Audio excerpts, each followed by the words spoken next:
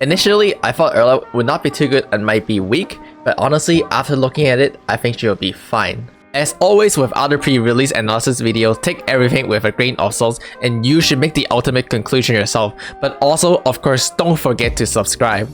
In my opinion, Eula or Eula or Yola or Ola or anime blue hair girl, whatever you decide to call her, well, she is a balanced character.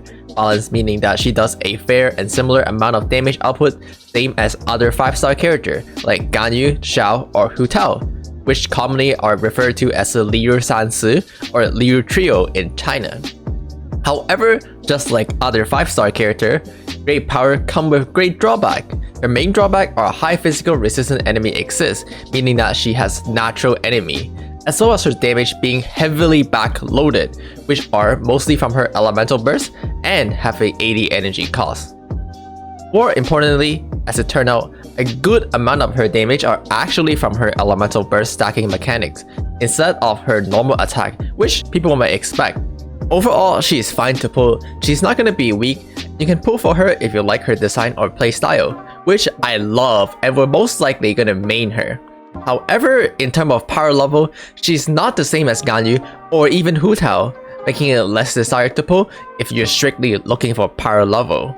Now recall how I mentioned that her damage is backloaded? What exactly does backloaded mean? Well, characters like Xiao or Hu Tao are definition of front-loaded. Well, characters like Hu Tao can enter the fight off her elemental skill and immediately do tons of damage by paying the price of 30% HP just like any respectable anime hero would. However, soon after her elemental skill end, your damage will drop dramatically and this is known as a downtime. This means that most of her damage are up front and therefore Hu Tao is a front-loaded character.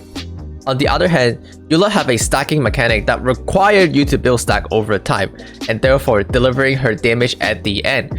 And so she is a backloaded character because a lot of her damage are at the back rather than the front. To illustrate this using MS Paint, Hu Tao can do a great amount of damage starting at the beginning of the fight and finally dropping off when her elemental skill ends. However, for Eula, you have to slowly build stacks, and finally do a great amount of damage when you can pop your elemental burst. However, being front-loaded is almost always better than being back-loaded. Take Hu Tao for example. Hu Tao can start the fight and immediately destroy one of the enemy on the floor, potentially a FINEEEE or potentially a agent, who doesn't do anything at the beginning of the fight. This potentially means that Hu Tao can one-shot FINEEEE agent before they are successfully put up their shield. And let's say this purple is when the FINEEEE agent do decide to put up their shield. You can see Hu Tao does great amount of damage from the beginning and potentially can one-shot the agent before they put up the shield. However, this is not the case for Eula. Since Eula damage are all here, you're giving time potentially for them to put up their shield and thus reducing your damage by a lot. Maybe you're building stacks over time here and here and here. However, when you finally do get your stacks, they put their shield up and now you do a great reduced amount of damage. With that being said, let's start moving on to the detail. Starting off with Eula baseline, there's almost nothing special here, a very standard 5-star character baseline stats. For comparison purpose, here is the Luke's, and you can see they have almost identical base attack, identical base defense, and instead of getting crit damage, the Luke get crit rate. Now, almost every 5-star character get crit rate or crit damage as their ascension stat nowadays, so there's again nothing really special here, pretty much in line with everything else. Moving on to her normal attack, there's actually absolutely nothing special here. People expected her to have higher ratio because she is a physical DPS who is reliant on normal attack. However, as it turned out, that's not the case. Once again, we compare it to the other Grey Sword 5-star character, the Luke. And you can see that the Luke and Eula have almost identical ratio. So you can expect almost identical or similar performance as to the Luke's normal attack. However, do keep in mind that the Luke's normal attack can be infused with Pyro and therefore can do Vaporize. Tapping her elemental skill will do a quick amount of damage. Now, I was pretty surprised at how fast this came out and how much damage it did. It does almost 200% at level 6, which is really good. However, it is cryo damage and most likely you will not build cryo damage, so it does even out the damage a bit.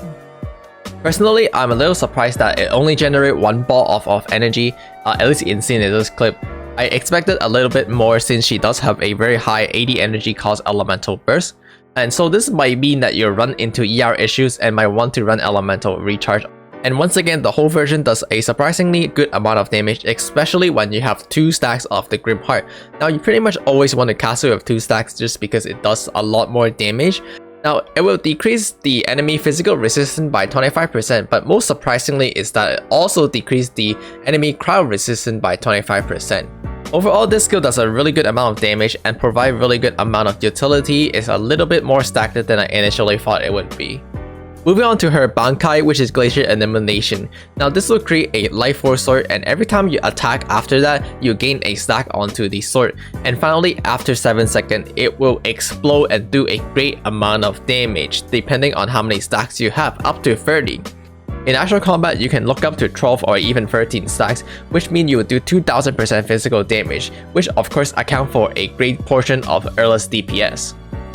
Now this elemental burst have a 80 energy requirement, but since it is such a big portion of Eula damage, this means most likely you want to build energy recharge on her. That being said, let's handwave some math.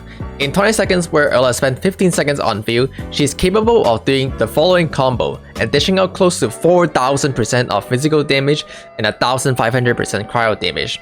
Now this combo might not be the most optimal, but we'll have to test out for the most optimal combo during release, but it should not be too far away from the most optimal combo. Now let's compare this to Xiao, who is also a non-reaction character and have a high energy cost on his elemental burst.